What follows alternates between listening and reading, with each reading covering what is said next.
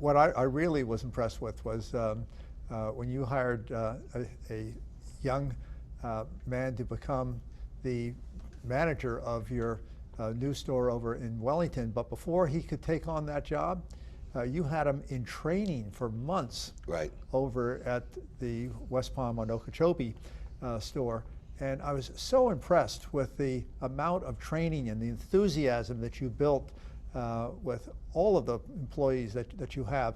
How do you think about training, and how have you been able to kind of elevate that to a level that I just haven't seen before in the restaurant industry? Yeah, what you're trying to do is establish a culture that when people walk in, these are PDQ employees. I can see them, and we can make anybody smile. I mean, it's very contagious when people are allowed to give hospitality. They want to be good. They want to make people smile. And when you allow them to do that and allow them to have fun in their jobs, it's very contagious. So to take a guy that we took from Kendall, who we hired from Palm Beach Grill, the Houston's Grill, and it's a very serious environment over there. Very good. Their service standards are excellent, but we wanted him to have more fun. So letting him kind of relax and treating employees. Yeah. How you talk to employees and how you recognize who the great employees are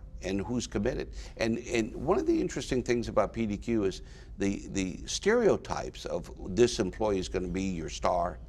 That doesn't work anymore. You don't know who your stars are.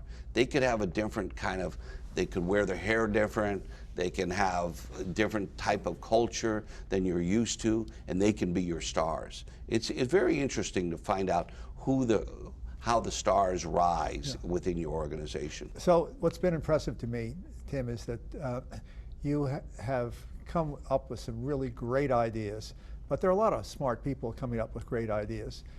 More importantly, you put together a great team, and you have complimented yourself. And as you told me, you said, look, I'm not a financial expert, so I'll get the best financial expert I can. You said, I want an operating partner. So you got Casey in there, who's got the operating experience, has worked with you for years and was with you at Outback. And then you said, it's all about real estate. I've got to have the best real estate executive I can, because we're going to be building out 60 restaurants over the next few years. And so you've been putting the right people on the bus and getting them in the right seats on the bus. What's the secret to that? I think it's, you have to recognize your own weakness, and you have to be able to verbalize it. You have to saying, I'm not good at this. And once you can do that and have that sort of humility to say, I'm not, I think where people get in trouble is they think they're good at everything. And, I met one of the guys Frank Carney, that sold, Pizza Hut. Yeah, I used to work with Frank years ago at PepsiCo. Yeah, and he lost everything. They got $37 million in the mid '70s. And I said, how did you lose everything? He said, I thought I was omnipotent. I knew pizza really well. I knew how to get it to that box and ship it. So I think the key is to know the things that you don't have an expertise at. Mine is clearly food.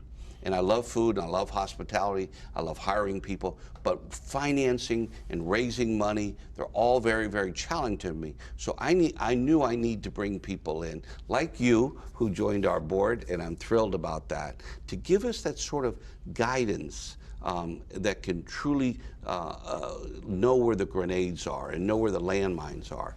And when you know that, and you have people helping, hey, don't sign this lease. You better not, this has got a clause in it that's going to haunt you.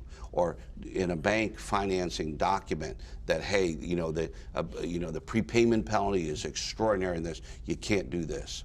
And, and this is very challenging today, how to raise money. Very, very challenging, and how to do it, and all the different tools that are in the chest. Well, you need experts, and that's clearly not me. And, restaurants, like any business, is all about building the team and knowing where your deficiency is, and bring people in that are different than you, that have a different skill set than you.